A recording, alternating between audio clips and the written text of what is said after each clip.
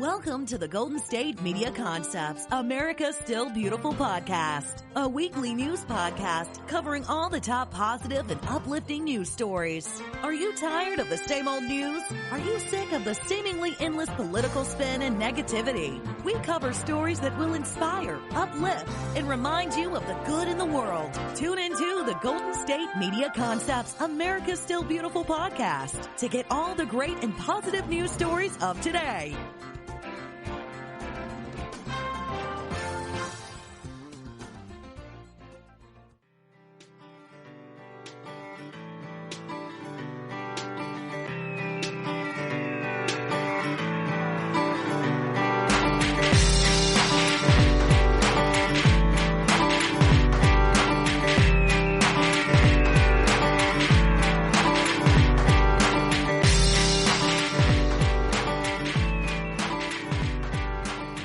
Welcome to GSMC, America's Still Beautiful podcast, brought to you by the GSMC Podcast Network.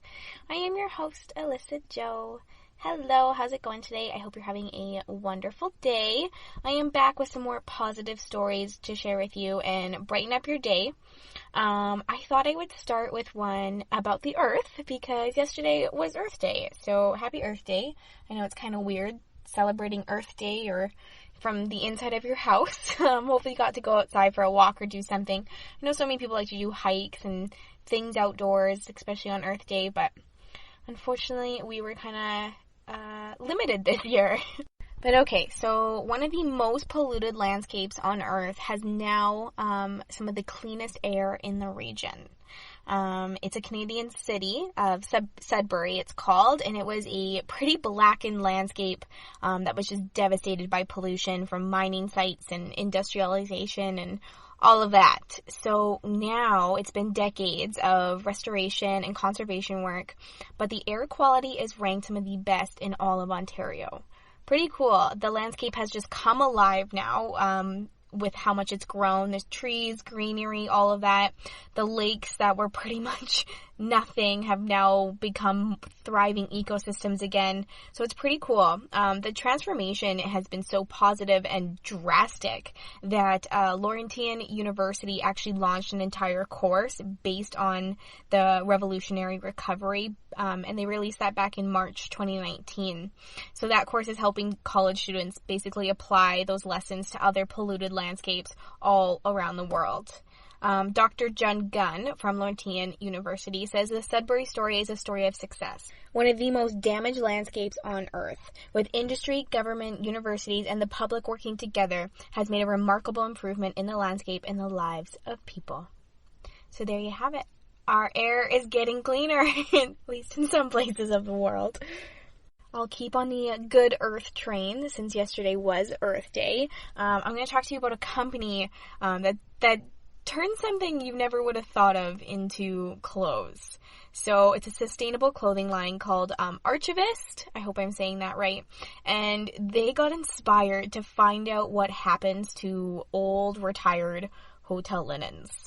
And once they found out, they decided to turn them into comfortable work shirts and lounge shirts for men and women. Pretty cool. So they just got inspired to try to grab this source of corporate waste, and that was hotel bed sheets. So the entrepreneurs Eugene Hatisma and Johannes Offrez launched this eco-friendly company, and just after they got inspired to just investigate what, I guess, they did with old hotel sheets. So they found that the fabrics may be pretty much in near perfect condition because most hotel chains retire their bedding just for minor holes and damages that can be very easily removed or, cut or something like that, especially high-end hotels. They'll get rid of anything like that. So pretty much perfect bed sheets. And they decided to turn them into clothing. So they managed saving 440 pounds of fine Egyptian cotton hotel bed sheets and turning them into shirts for men and women. Says on their website, it says, this project started when we managed to get a hold of 200 kilos of luxury hotel bed linen from one of the most exclusive hotels in London. With the fabric as a starting point, we collaborate with a team of creatives and garment technicians to create radically disruptive home wear label. The company is currently offering just 4 different designs from these t-shirts, and then they're hoping that they'll expand it later on. So these shirts, they're pretty nice. They just look like your basic kind of white t-shirts, like button-down kind of thing, just loungewear. It is from the UK, but of course you can ship them everywhere. So go check out that website for some sustainable clothing. I never would have thought to use old hotel bed sheets. Now, my next story, if you caught the last episode, I talked about a World War II vet who was raising a ton of money by walking laps in his garden. He was 99 years old. I think he's 100 now. And he raised $33 million for NHS from walking laps in his garden. His name is Tom Moore. So since he raised that much money and did those laps to raise the money, people are wanting him to be knighted. Pretty cool. At 100 years old, everyone was wishing him a happy birthday. And it's just been over a week now that he raised that much money. And he keeps going, and the GoFundMe page keeps going up and up. So this all began for him on April 6th. He just first kind of started fundraising, and the target just kept getting bigger and bigger because he was raising so much. So right now it's about 33.7 million, but it keeps going up. So it did hit international headlines, of course. And so I guess, everyone started donating, hearing his story. So his newfound fame has really resulted in just a ton of people on social media following him. It all kind of goes up from there. Social media is huge. Once you get the story of it, it's viral everywhere. So now people are they're signing a petition to get Captain Tom to be knighted. Over 800,000 people have signed a petition already. And there were some news reporters were talking to Captain Tom about it. And he says he simply chuckled and said, "Sir Thomas More, that sounds good, but I wouldn't hold your breath." So there you have it. I guess we'll have to stay tuned to see what happens. Now, this next thing I'm going to talk about, I had no idea that there was such a hype about this. But I guess there is. So IKEA published their meatball recipe because fans that are in quarantine of this meatball recipe that they get at IKEA have just been missing it, I guess. So IKEA published the meatball recipe. Personally, I've never had the meatballs at IKEA, but apparently they are incredible. So it's like Swedish meatballs, and they serve them in all of their cafes. So, you usually think when you go to IKEA to get your furniture, and then you're going to have to spend about 12 hours putting it all together. But I didn't realize that people just went to IKEA for their meatballs. I guess it's a big deal, and there's quite a lot of hype about it. It's an iconic meatball recipe, was saying in the headlines. So they released the iconic meatball recipe for all those people that are wanting their IKEA meatballs, I guess. Of course, they've shut their doors amidst the whole coronavirus outbreak, but they did publish the meatball recipe for all their fans that are craving it. So if you are one of those people that really misses the IKEA meatballs, you can go over. They've posted it online. Honestly, this whole thing went viral. You can find it on Twitter. You can find it on Facebook, internet. Just Google it. You'll find it. The IKEA County food manager, Lorena Laredo, said, "We know that some people might be missing our meatballs, which is why we've released an at-home alternative, which, using easily accessible ingredients, will help those looking for some inspiration in the kitchen." So they typed out the whole recipe, how to do the whole thing, and I guess the IKEA social media pages, they've been posting it all over it. So go to an IKEA or social media page, and you'll find your beloved meatball recipe. Maybe I need to try these beloved meatballs. Okay, so it's time for a little bit of a break. But when we get back, I have a pretty cool story about a 15-year-old girl and what she decided to do in quarantine. And she has some pretty good reasoning also behind it, and I just think it's a pretty incredible story. She built something. That's all I'm going to say. So stay tuned for that. We'll be right back after the break.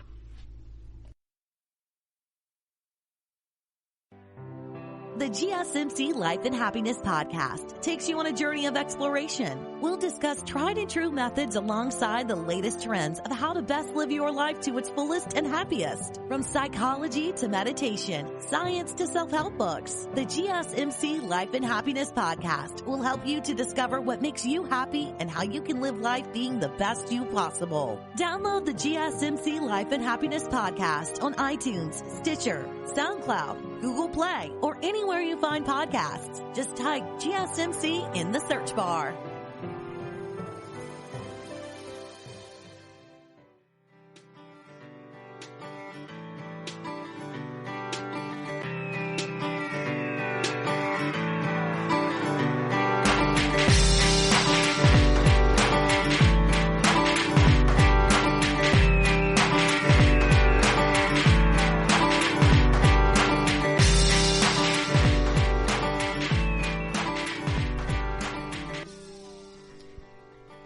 Welcome back to GSMC, America Still Beautiful podcast, brought to you by the GSMC Podcast Network.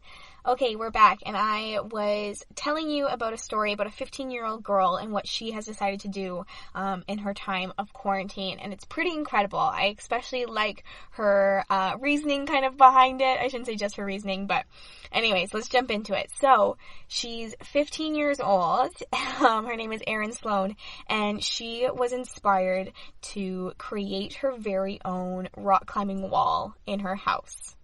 Literally, in her bedroom, she decided to turn one of her bedroom walls into a proper 8-foot climbing wall. It just took her 1 week, and she's clearly a very driven 15-year-old girl, and she wanted to do it, and she did it. So, she actually used to work at a climbing center, Northwest Face Climbing Center. She was an instructor there, and she's been climbing there for the past 4 years.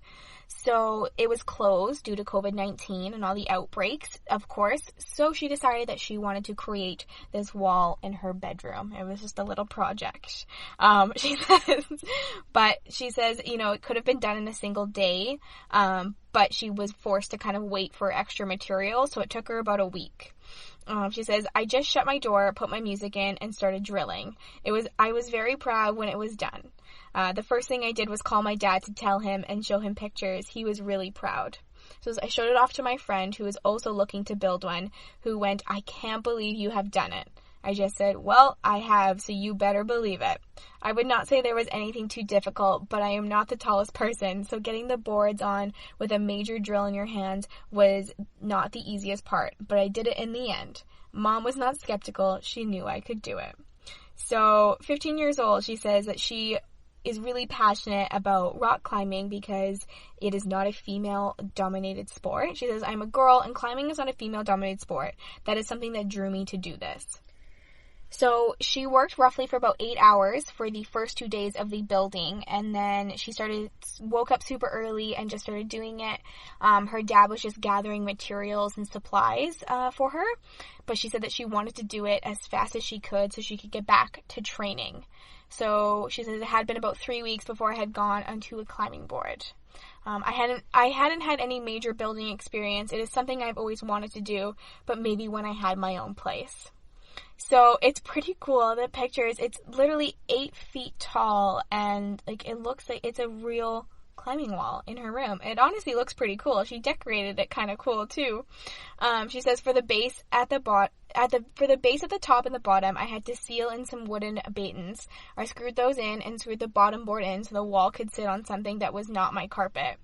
Then I got the board, painted the board, and drilled the holes, put the metal things in the back, and put the boards up and screwed into the wall. Just like that. She says that her 9-year-old Labrador dog did not understand where he was when he walked into her room. He just was looking around and just so confused. So I guess before all of, the coronavirus outbreaks, she would train about 80 hours a week on and off the wall. So she was really, really excited to get this wall back up. She says, I'm quite sad it is closed because the wall is a family. It is a home away from home. I spend more time at the climbing center. It is a big part of my life and I'm not able to go to. This is what made me do the wall. I could have a home away from home. So there you go. 15-year-old girl building a whole climbing wall in your room. I think that's so cool. Now, my next story, I'm sure we all know so many weddings and big events have been canceled due to COVID-19 and all the shutdowns. So, there's been thousands and thousands of couples that have been forced to cancel or postpone or change their wedding plans. But I guess now the New York Governor, Andrew Cuomo, has made it easier for people to tie the knot during quarantine. So he announced that New Yorkers will now be able to obtain marriage license remotely. And state clerks will also be allowed to perform ceremonies over video conferences. So he says there is now no excuse when the question comes up for marriage. You can do it by Zoom. Can you imagine getting married on Zoom? Oh my gosh. So I guess a lot of people have actually been doing it. They've been getting married over Zoom and using the hashtag Zoom wedding, and it's become increasingly popular over social media and just since everything has happened. So many people have actually now been doing online ceremonies and just making it happen because they want to be married. So one particular couple says, "It was amazing. It was absolutely amazing. I think it really drew back the sparkliness and extra stuff of a wedding, and it made it really obvious what was important. The two of us saying the vows to each other. Even though we didn't have everyone here, it made it more intimate and special." There you go. I guess if you don't want to cancel your wedding, then you can do it over Zoom and continue to get married. There's no excuse to not continue your wedding right now. Now, my next story is about a man named Cameron Crochet. He's from Virginia, and he decided to donate his $1,200 stimulus check to a stranger because he felt that it was selfish if he was going to keep it. I guess he recently served 8 years in jail after being convicted of involuntary manslaughter in a 2008 drunk driving crash where he says that he actually wasn't behind the wheel. But he says, "It taught me no matter what your circumstances may be, there's always somebody out there whose circumstances are worse than yours." So he actually works as an HVAC technician. And so with all this coronavirus outbreak, he's actually still working. So he says, "While I could have held on to the money to try and buy a house or put it toward a number of things, I think it would be selfish of me to do that when I have friends out there who are faced with the very real threat of not being able to maintain a roof over their heads at all." So he decided to go to Facebook and just announce that he would be donating his check from the government, and just to one random selected person who has been left without work due to all the shutdowns.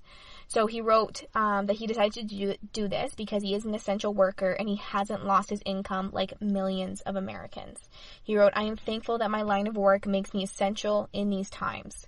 Could I use the $1,200? Of course. Who couldn't? I am doing this for other reasons." So he says, "One, people more deeply affected by the crisis need it more than me. Plain and simple." So he updated this whole little giveaway on Facebook just this past Sunday, and he gave it to Aries Ziegler, and he says, "Now my brother can keep hanging tight while this mess drags on. I wish I had the money to help everyone, but I'm happy to know my check went to a good, genuine soul. This is what true community looks like." So there you have it. He donated $1,200. Pretty selfless action. All right. And so my next story is about a woman named Emily Telmero, and she jumped through hoops to save her dog. Her dog was stolen, and I mean, she has really done a lot to get her dog back, but she was finally reunited with her little blue-eyed miniature Australian Shepherd. His name is Jackson. So she actually hired a plane to fly over San Francisco with a banner to the website that she had set up to find him. So it was 2 months later, just this past Tuesday, she finally got reunited with her little pup, Jackson. So I guess he kind of turned up at a shelter hundreds of miles away outside of Los Angeles. And then the shelter sent pictures, and she knew right away that it was him. She says she just burst into tears. So she left Jackson tied to a bench as she went inside of a grocery store in San Francisco. And the dog was gone when she came up. So I guess detectives worked for a really long time on the case, writing up search warrants and examining surveillance videos. And, she was really trying to do everything she could to get Jackson back.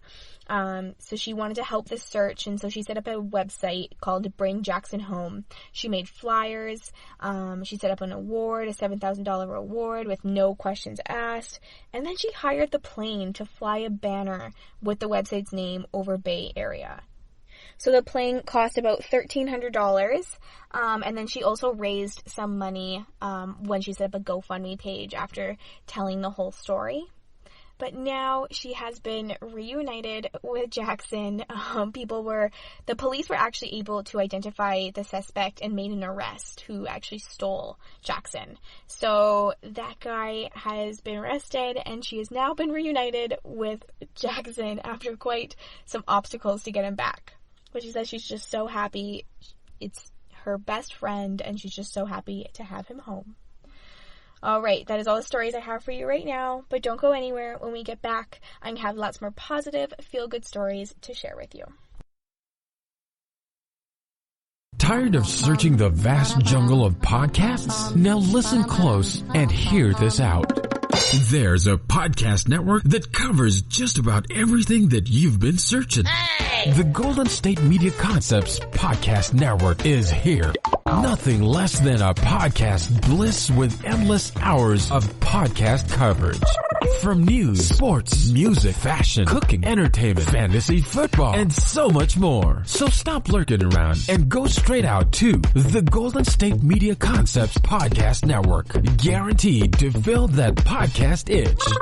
Whatever it may be. Visit us at www.gsmcpodcast.com. Follow us on Facebook and Twitter, and download us on iTunes, SoundCloud, and Google Play.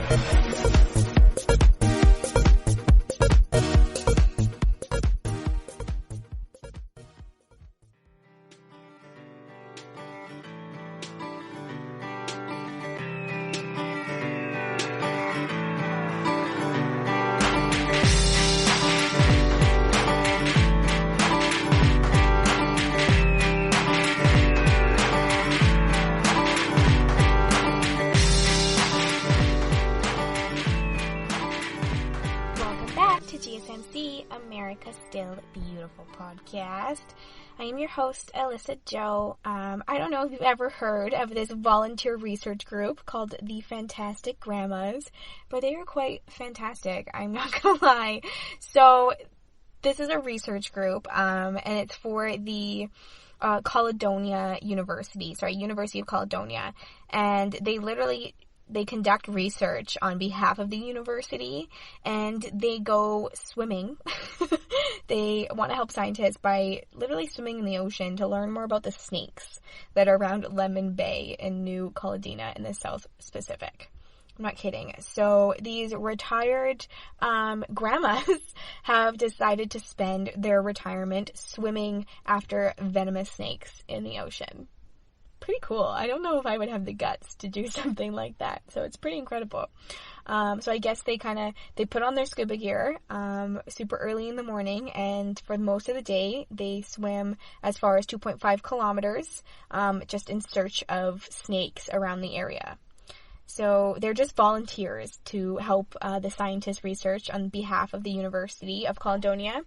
And they are actually the first volunteers to do this prior their first group expeditions in 2017.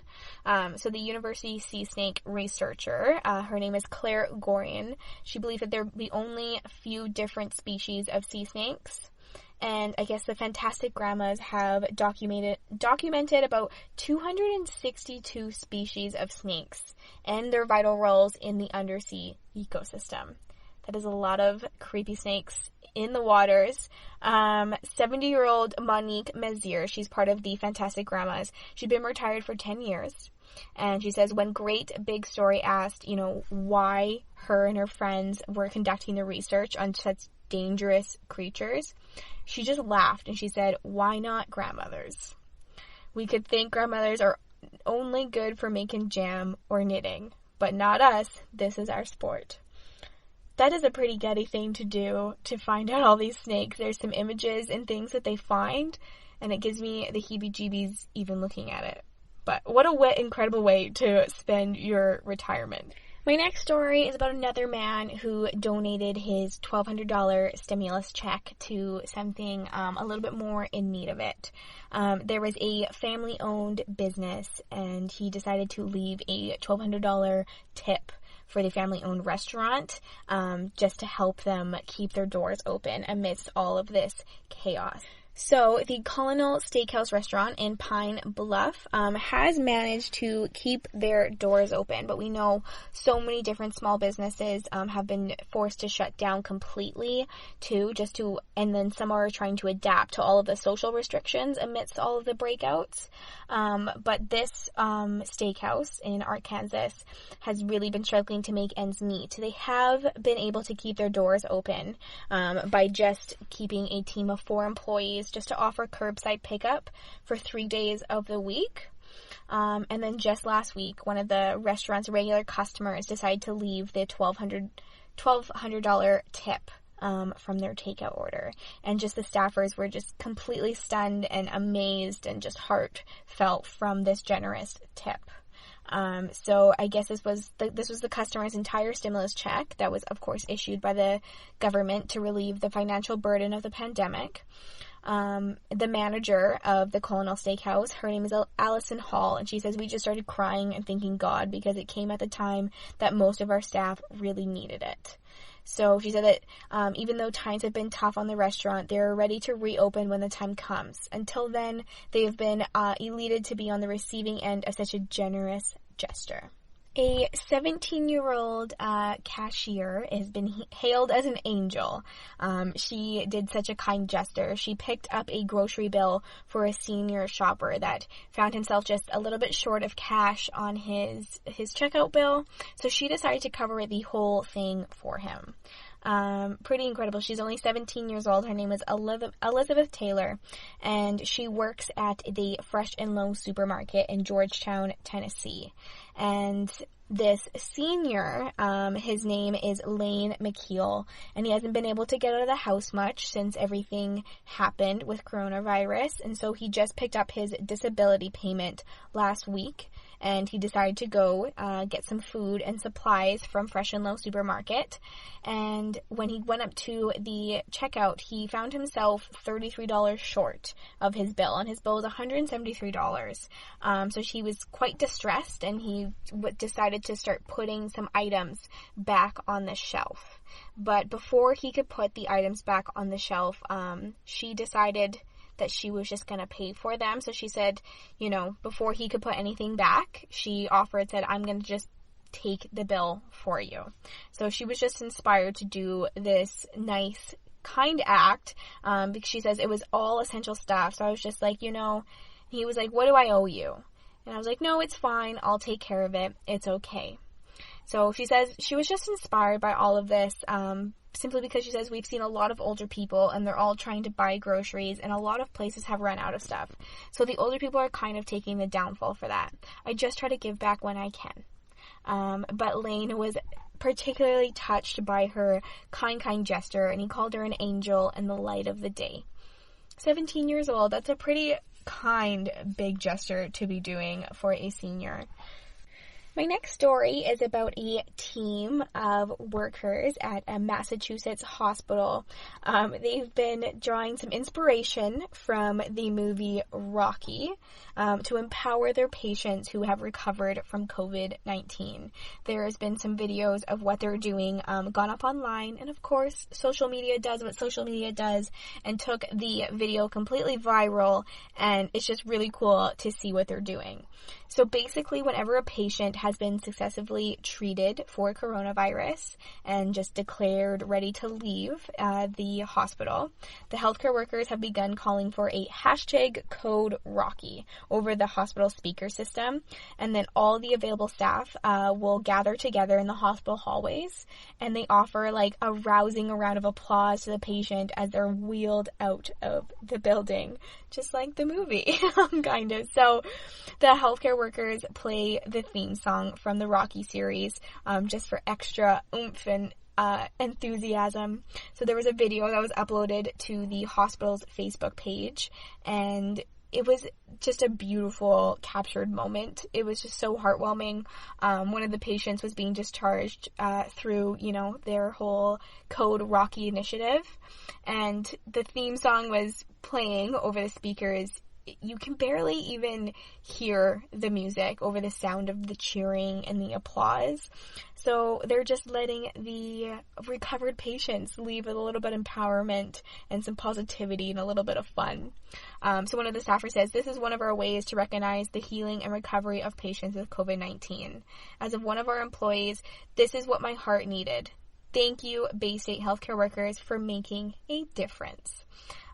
So they're just going to keep implementing the hashtag coderocky across all 4 of their state locations for the duration of COVID-19 crisis, and they'll just keep going. Hopefully that video maybe hits some other hospitals and areas and they start doing maybe some similar things, because I think it's pretty cool.